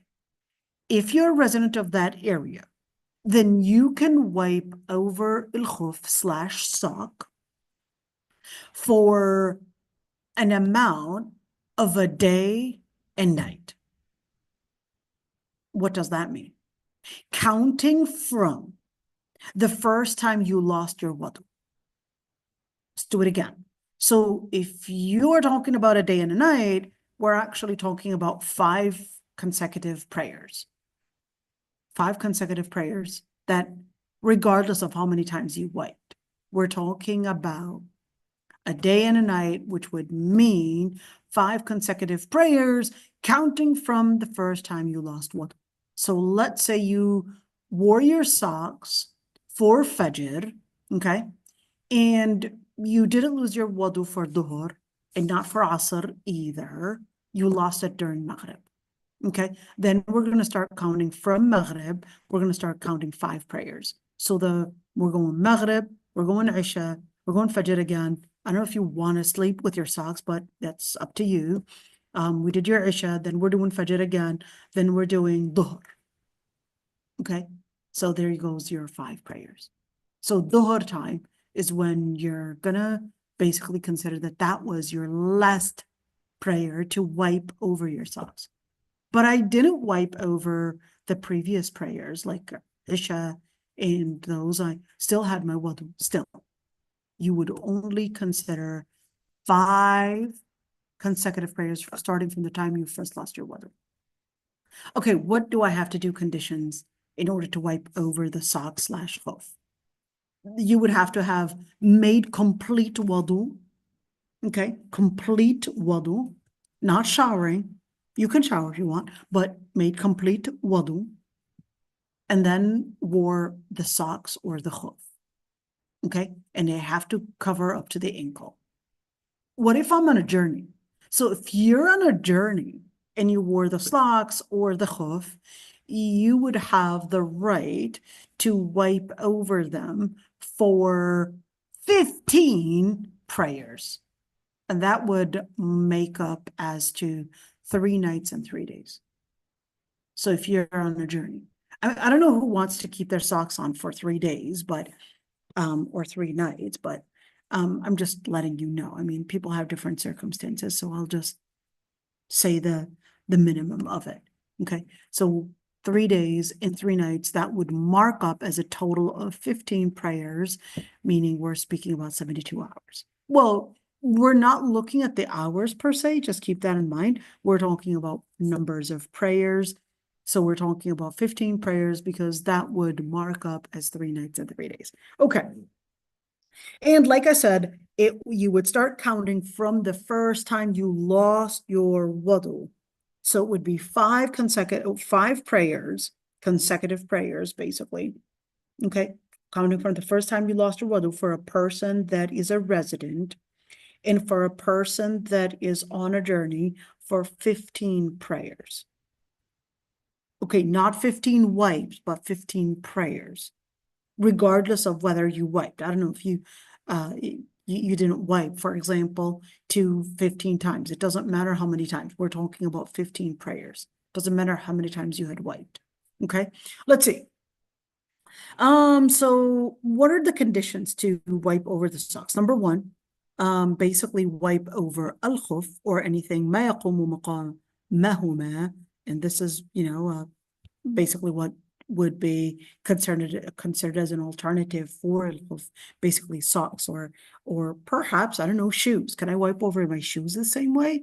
Yeah, sure, you could wipe over your shoes if they're going to be, those old-fashioned shoes. I think that I don't see that they have those kind of top, those I have a question, sorry. So let's say you make wudu and you have it over your socks, and you want to put your shoes on, right? And yani, let's say you go outside and pray in your shoes, right? If you come home after you lost your wudu and you want to take off your shoes, um is it still considered wudu on your socks? Right. So I was actually going to talk about that, Nura. So if we're talking about, number 1 is that if you had worn your socks on wudu, and let's say you wore your shoes on wudu, and your shoes were high top, they were up to the ankles. Okay, can you wipe over your shoes? The answer is yes, you can. You can wipe over your shoes. How do I wipe over my shoes? Wait a minute. Just like you would wipe over the socks. Here's my lousy, okay, sock, shoe, whatever. You would wipe over here. Okay, so you would basically you would wet your fingers or your hand, your palm. You don't want to get a whole big amount. No, you just wet it and just, spill the water back into the sink. You just want to wet it. And then you would wiping this way. You would start from your toe area, okay? And you would wipe using this way. Not this one, but you're wiping from here. And Ali ibn Abi Talib had commented on this, and he said, if religion was about logic, we would have actually seen that it would be making more sense to wipe the bottom of the sock or the bottom of the khuf than the upper piece of it. But this is sami'na wa ata'na. This is sami'na wa ata'na. That's how the Prophet ﷺ had basically ordered us to make the wiping. That's the way that we're going to apply it. So same thing, if let's say you had, I think they don't have those kind of shoes anymore, those kind of shoes that during my time, it was basically. They still do. They still do? Oh, I don't see them anymore. Those, what do they call them, Nuda? Remember, during my time, High tops. high top. They came back in style, those Oh, they Converse. came back. Okay, that in the Yeah. 90s was considered well, actually it wasn't in the 90s, it was early 90s. The style was, I know it's kind of weird to say, but the style was they would wear the high top shoes and their basically their pants, they would get them really, really, really tight, and they would put pins all around the lower part of their pants, basically. That's how they used to do it. I don't know why. And it's so weird. As a teenager, I thought, I wish I could do that, but my dad will not allow me to follow a trend. Alhamdulillah that he didn't allow us to follow a trend. And it was just basically pinning and putting all these pins on the lower part of their pants in order to basically show their high tops. Remember that, Noura? I remember people wearing seat belts as belts. The seat belts as belts, that was in the late 90s, Noura. Oh, okay. I'm talking about early 90s. Early 90s. I just, okay. All right, you probably don't remember. Okay, let's continue. Let's see. So wearing the socks, basically wearing the socks, and let's see. The Prophet ﷺ said in the hadith, whoever wanted to basically take off their khuf, he said, دعهما فإني أدخلتهما طاهرتين. He said, leave them, for I had inserted them in tahara. What does that mean? That means in order for you to wash over your khuf, you have to have had already made wudu before wearing the khuf. Okay? So in the Prophet ﷺ, in another hadith, أمرنا أن نمسح على الخفين إذا نحن أدخلناهما على طهر. He said we were ordered to wipe over al-khuf if we had inserted them in tahara. So just keep that one in mind. And let's see. The other thing is that it must be mubah. It must be mubah. What does it mean that it has to be mubah? It has to be mubah. That means, one, it was not stolen. Well, certainly, you wanted to basically make sure that your khuf itself is basically something that was lawfully acquired and not made of material that is not halal. So it's, for example, for men, you can't use silk. Do they really have right now, like, how much would a silk sock actually cost? That'd be, I mean, a real silk. I'm not talking about synthetic silk.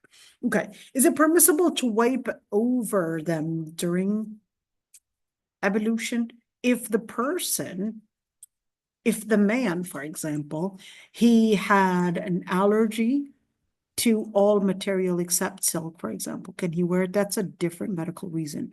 My son, he used to have an allergy to polyester. So I had to always make sure, and that was you. And I was telling I said, poking my son, he probably doesn't even know that about himself. I had to make sure that all his clothes, they don't have polyester. Whenever there would be polyester, he would start getting flaring all over his body. Okay. Let's see. Okay, where were we?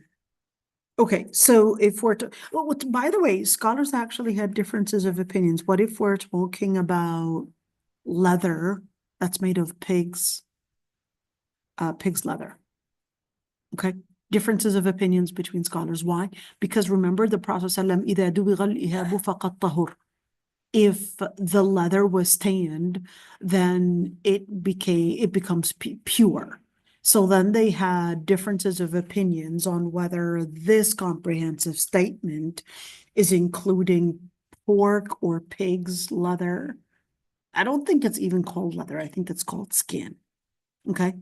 On whether it's tanned, if it's tanned, it basically makes it halal to use or not. Or whether we're speaking about crocodile, I don't know if it's called skin or leather, whatever, but or even carnivore animals. We talked about that before, so I don't want to go into details with that. I know you all like wearing tiger skin, tiger leather khuf right there. Okay, let's continue the other part. Satiran lirijl, that it would be covering up the feet up to the ankle. If it's not covering the feet up to the ankle, then you cannot actually wipe over that. So if it's a little less, you know, the kind of like those lowered, and let's draw it, kind of like those socks that, or even those that are a little lower. Okay, so here we go. These are the feet right there, and they would have these socks that would be going like this. You can't wipe over those. Okay, you cannot wipe over those. Okay, let's continue. Let's see. Can we, what about those stock, you know, those type of stockings, they're basically see-through. Can we wipe over those?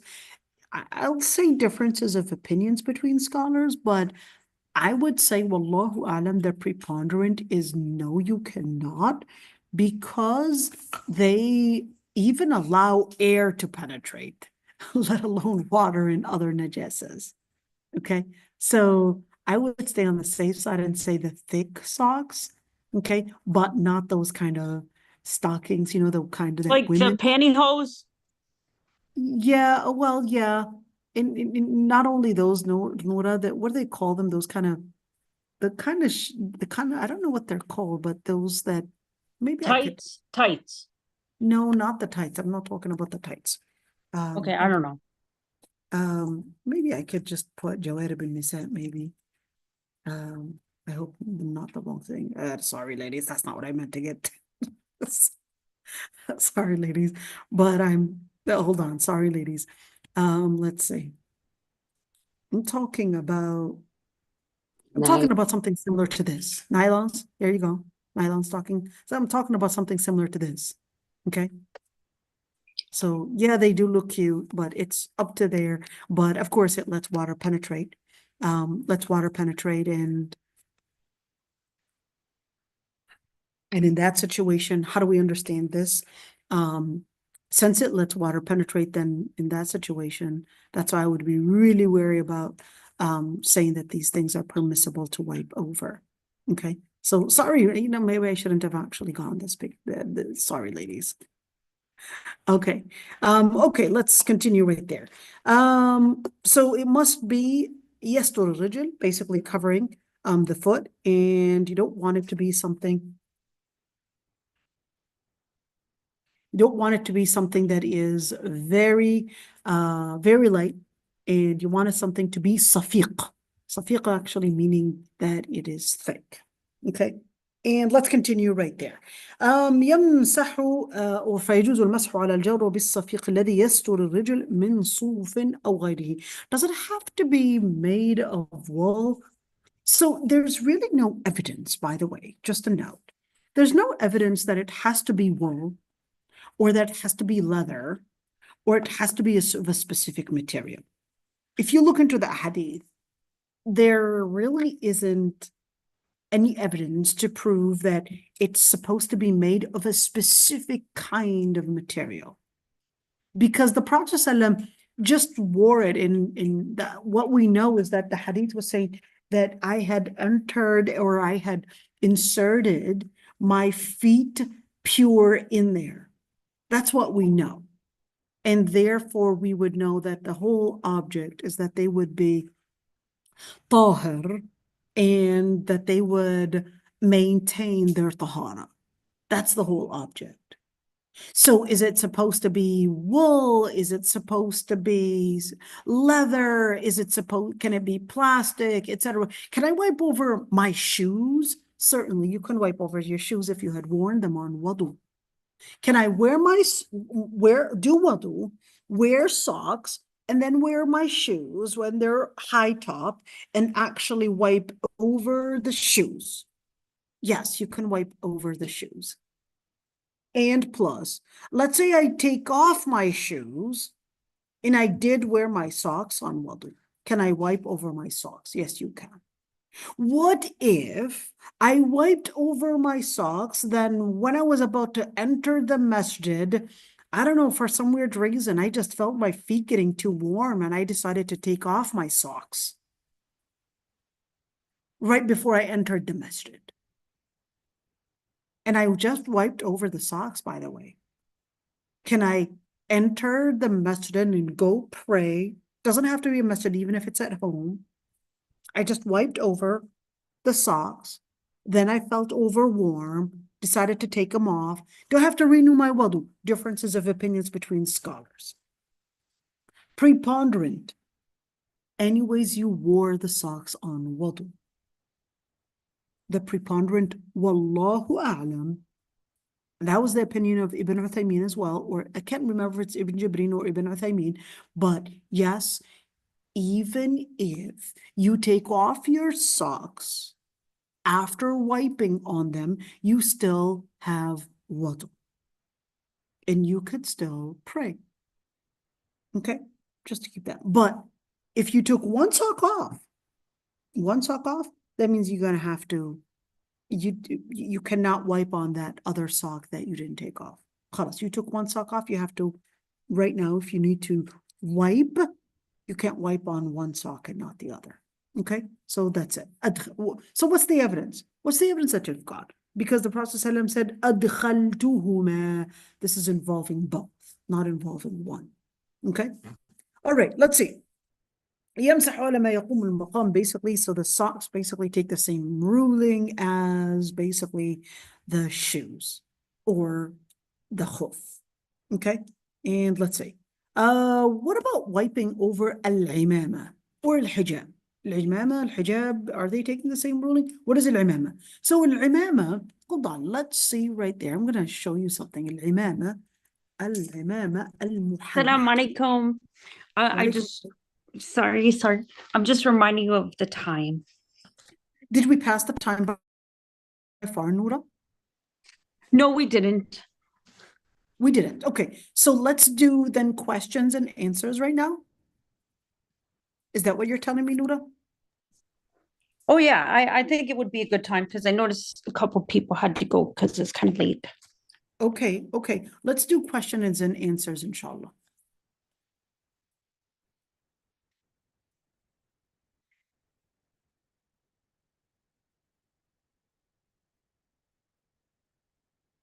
I guess nobody wants to take questions and answers.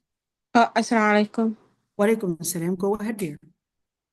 You know earlier how you said that you can make dua in salat. Is that all considered as like talking in salat? Like if you make your own dua? So if you want to stay on the safe side, okay, and making it before taslim is better, staying within ma'thur is best, okay. Staying within ma'thur is best. If you wanted to make your own personal dua, okay, and after Salat al-Ibrahimiyya, after Tashahhud, that's a considerable opinion.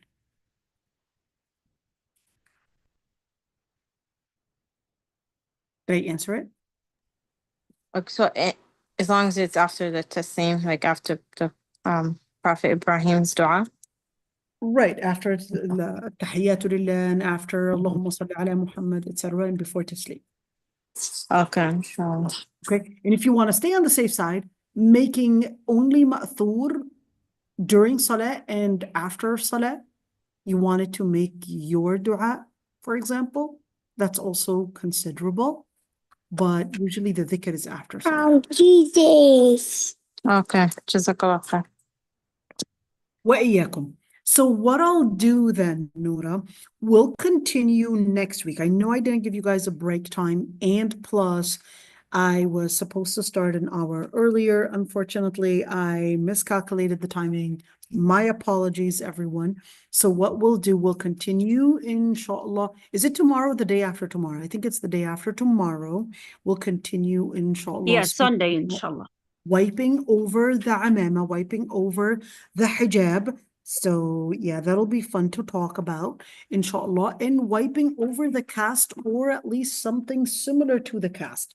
So, inshallah, stay tuned, and there's a lot to say, and apologies for being late, everybody. Oh, so that's another word for hijab? Imama? No, imama is a turban. The turban is basically what you... Oh, okay. Like Okay. imam, yani. No, it's not like No. imama. Okay, never This mind. is imama with the Okay. letter ain. Okay, so this Right. is what they would do. Here's the imama right there. And yeah, and the reason why the Arab used to wear imama is because they used to basically The use sun? it from the sun, definitely. Yeah. Okay, so this would be al-imama, okay, right there. Okay, this would be al-imama. They all used to wear al-imama. Okay, Jazakallah khair. all right. وإياكم. But does al-imama take the same ruling as hijab? Can we wipe over the hijab if they're going to be wiping over imama? I mean, yeah, be interesting if I had an imama like that. That'll definitely be heavy to carry, but Yeah. that's definitely big. That is big. And that I wonder how much that would weigh. How much that would weigh. I mean, that's a lot, to be honest. But okay. Okay. Wonder why they would carry something that big. I mean, if it's going to protect you from the heat, isn't it the more that you would pile up, not only the heavier, but the warmer it gets? Am I right? I don't know. Maybe He can put Maybe the bean on the floor. what? maybe it's a cultural thing. Well, for sure, it's a cultural thing. Yeah. Maybe Yeah, but it's a sign during of- sujood, he can put his jabin to the. It prevent him to put his jabin so forehead. they would raise it a little bit higher up. They would take it a little bit back in order to do their sujood. But Oh, yeah, that's true. big. I mean, that's big. They would take it back up. So here's an imama right there. And yeah, so we'll talk about an imama. You never know, ladies. We could probably change our style. So we'll talk about that next week. Well, inshallah, in 2 days. Inshallah. Inshallah. So that'll be really interesting, right, Noura? Mm-hmm. All right. Inshallah. Assalamu alaikum wa rahmatullah. Walaikum salam. Walaikum salam wa rahmatullahi. Thank you, Dr. Aisha. Wa iyyakum. Sorry for being late, everybody. That's all right. Absolutely.